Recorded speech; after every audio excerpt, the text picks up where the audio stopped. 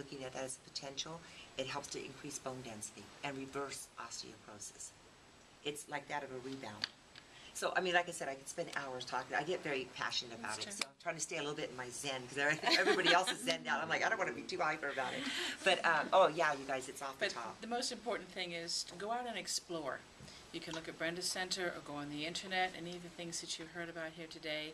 Go out and explore all of these beautiful ways that you have to rejuvenate, to detoxify, and to feel younger and healthier and happier. And, you know, crystals will do it, all kinds of things will do it. But thank you so much. Well, thank you. Thank you for Enjoy sharing. it, yeah. Any final questions before we move on? No? And like I said, there's cards back there. You guys can take as many as you want.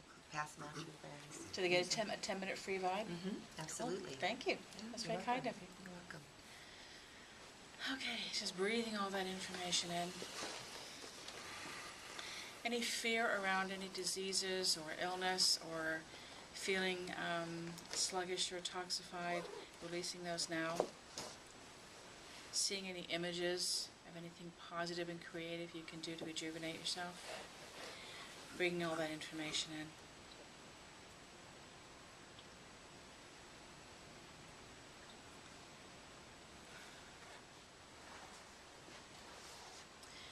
So I do want to talk about the 3 levels of participation, but first I'd like to talk about the things that are happening in our world right now.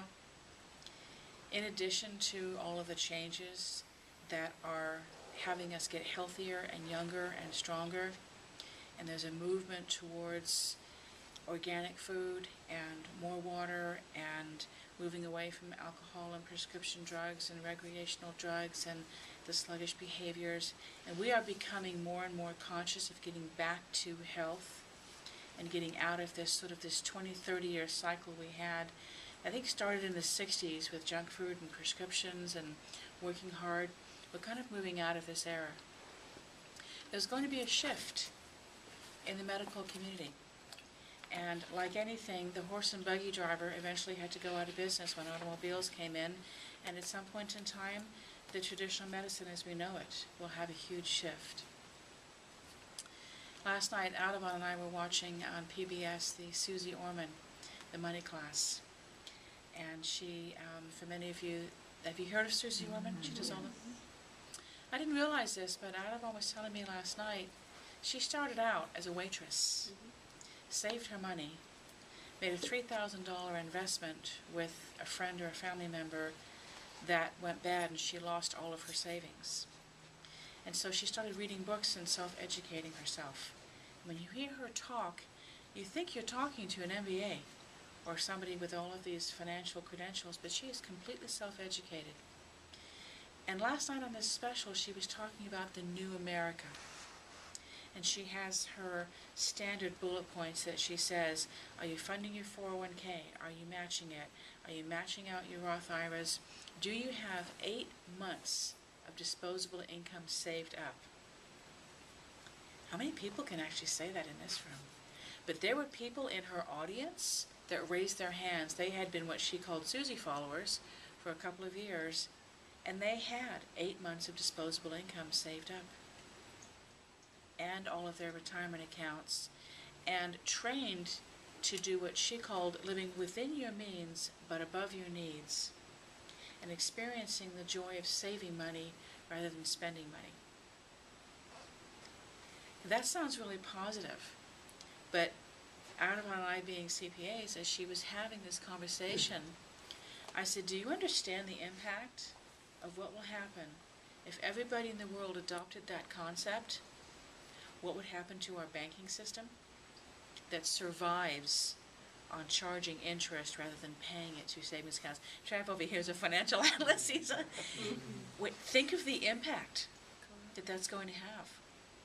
If Americans start living the financial dream that Susie Orman tells us to, and the physical dream that Brenda and her company and all the other ones in here that we're doing all of these new ways to be physically healthy, can you imagine the impact that's going to have on our world and the shift? Now, we need to do it gradually. No sudden movements.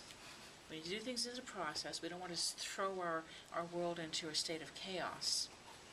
We want to gently start moving towards these. And as we start getting healthier, physically, emotionally, and financially, we're going to be creating a completely different world to live in. One that doesn't have fear of illness. One that doesn't have feelings of financial scarcity and lack. As a healer, as a life coach and a spiritual coach, every client that comes in wants to talk about love, money, and health. One, two, or three of those, sometimes all three, but those are the three primary things. We have at our ability this idea that Susie talks about, and she was coaching people about self-worth.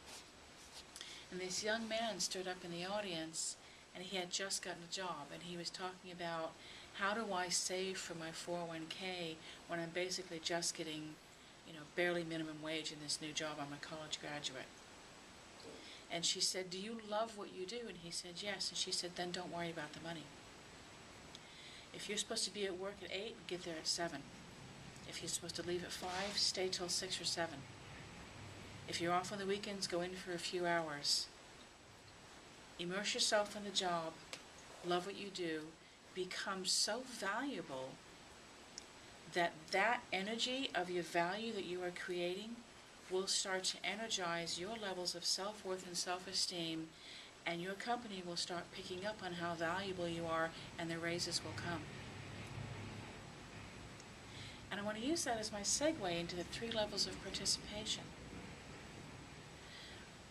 When you have these emotions emanating from you at this incredible strength, fortitude, and confidence, the people around you will start participating in that belief. And if you come to work every day and you love what you do, and you stand in your power, and you commit yourself, and every act that you do is an act of love and devotion and commitment, and you value yourself and you have this incredible self-esteem, then everybody around you is going to look at you and feel exactly the same way. They're going to feel nothing but love coming from you, nothing but self-confidence and self-esteem. And that power, that vibration is so high that they will start participating and agreeing with you. So love, money, and career, you can detox and increase the vibration of your body. You can create all of these value systems that increase your financial health. And then you can start with your emotional body and all of your traumas, the things that we talk about, the archetypal and all of the belief systems that come in through your DNA and your past lives, and start creating emotional health. These are the 3. Is there anything more important? Those are the 3 things that everybody asks about, isn't it?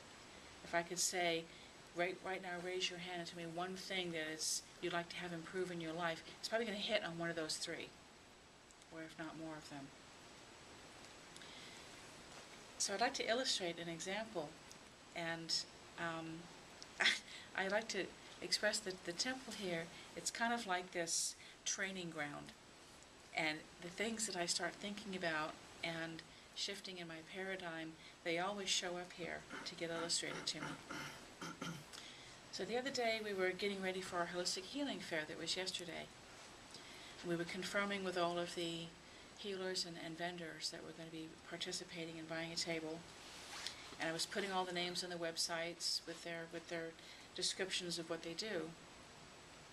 And there was this one healer that had expressed to me over the last 6 weeks that she didn't feel supported by the temple, or supported by her life, or supported by her friends and family. And she was expressing all of these ideas that she was all alone and that nothing was happening for her. And I talked to her and I worked her through it, and I attempted to show her that those were her perceptions and they weren't the outside truth, they were only the internal truth. And I attempted to help her shift those inside of her. And it worked to a degree.